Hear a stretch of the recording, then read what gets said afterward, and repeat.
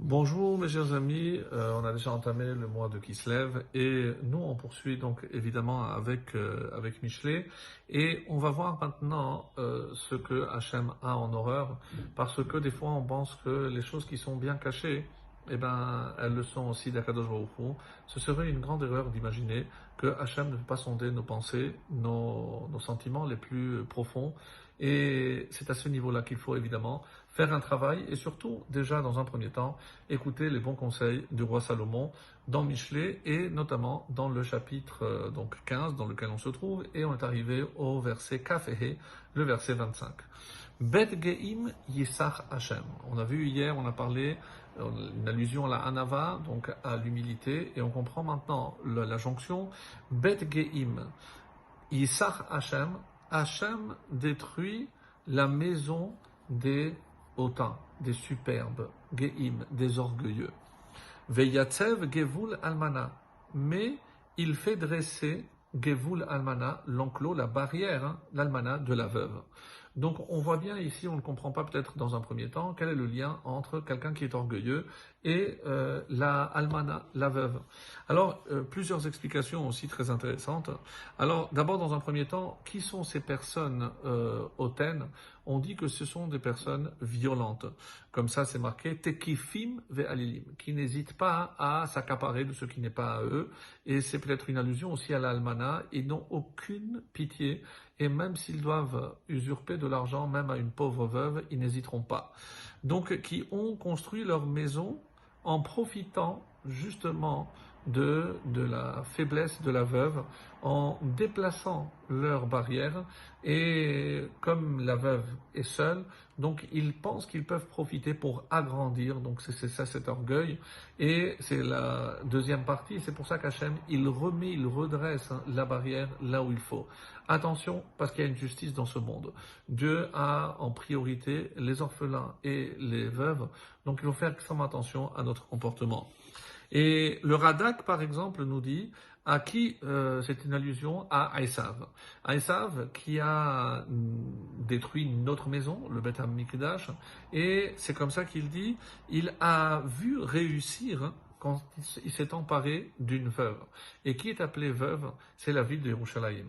Lors de la destruction, donc Rome a accaparé la ville de Yerushalayim et en quelque sorte Dieu vient nous rassurer ici, attention, il y a une justice. Même si Esav continue à faire son bout de chemin, sachez que Dieu viendra consoler l'Almana, la ville de Yerushalayim, en permettant à ses habitants de revenir et en chassant Esav définitivement. Et évidemment, c'est une allusion aussi à la délivrance finale. Le verset 26, Kaf Vav, To'avat Hashem marchevot ra uthorim imre noam. Donc les pensées mauvaises sont une abomination pour Dieu. Donc ne crois pas qu'Hachem ne sait pas ce que tu penses.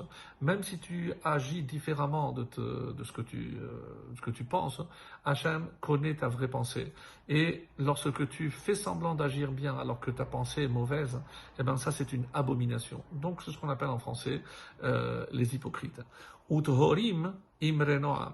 Mais les paroles douces sont pures. Imre Noam. Pourquoi elles sont douces? Parce qu'elles correspondent à une pensée. Et Tehorim, elles sont pures, c'est-à-dire qu'à l'intérieur, tout est pureté. Elles sortent comme à l'intérieur. Et le Metsudo David dit, à quoi ça fait allusion? C'est celui qui est Medaber Rakot.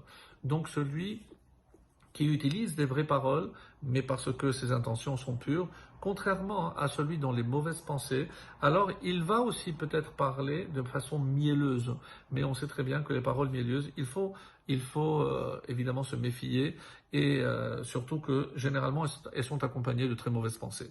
Ça c'était pour le verset Kaf Vav. On arrive maintenant au verset Kaf Zayin, Kaf Zayin le 27.